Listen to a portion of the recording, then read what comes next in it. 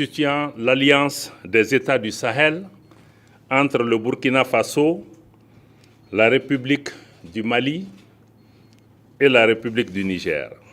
Le gouvernement du Burkina Faso, le gouvernement de la République du Mali, le gouvernement de la République du Niger, ci-après dénommés parties contractantes, réaffirmant leur attachement à la légalité internationale et régionale, consacrée notamment par la Charte des Nations Unies, l'acte constitutif de l'Union africaine et le traité révisé de la CEDEAO.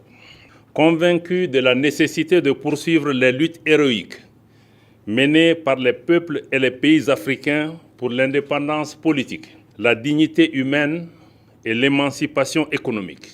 Fidèles aux objectifs et idéaux de l'autorité de développement intégré des États du Liptako-Gourma, guidés par l'esprit de fraternité, de solidarité et d'amitié, engagés à renforcer les liens séculaires entre leurs peuples, déterminés à exercer pleinement et à veiller au respect de la souveraineté nationale et internationale, résolus à défendre l'unité nationale et l'intégrité des États respectifs, considérant les menaces multiformes à l'espace commun aux trois pays, conscients de la responsabilité de protéger les populations civiles en toutes circonstances, rappelant le droit naturel des États à la légitime défense individuelle ou collective, sont convenus de ce qui suit.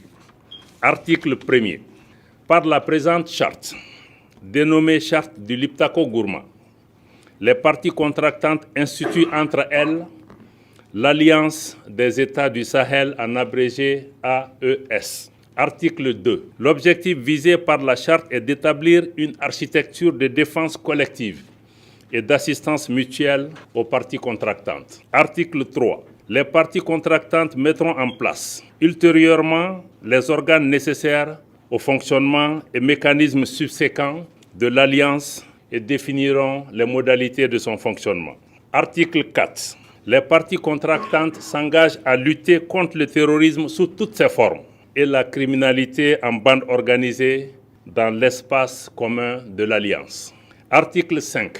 Les parties contractantes œuvreront en outre à la prévention, la gestion et au règlement de toute rébellion armée ou autre menace portant atteinte à l'intégrité du territoire et à la souveraineté de chacun des pays membres de l'Alliance, en privilégiant les voies pacifiques et diplomatiques et en cas de nécessité à user de la force pour faire face aux situations de rupture de la paix et de la stabilité. Article 6. Toute atteinte à la souveraineté et à l'intégrité territoriale d'une ou plusieurs parties contractantes sera considérée comme une agression contre les autres parties et engagera un devoir d'assistance et de secours de toutes les parties, de manière individuelle ou collective, y compris l'emploi de la force armée, pour rétablir et assurer la sécurité au sein de l'espace couvert par l'Alliance. Article 7. L'agression, telle qu'évoquée à l'article 6, comprend également toute attaque contre les forces de défense et de sécurité de l'une ou plusieurs parties contractantes, y compris lorsque celles-ci sont déployées à titre national sur un théâtre d'opération en dehors de l'espace de l'Alliance. Toute attaque et en tout lieu contre les navires et aéronefs de l'une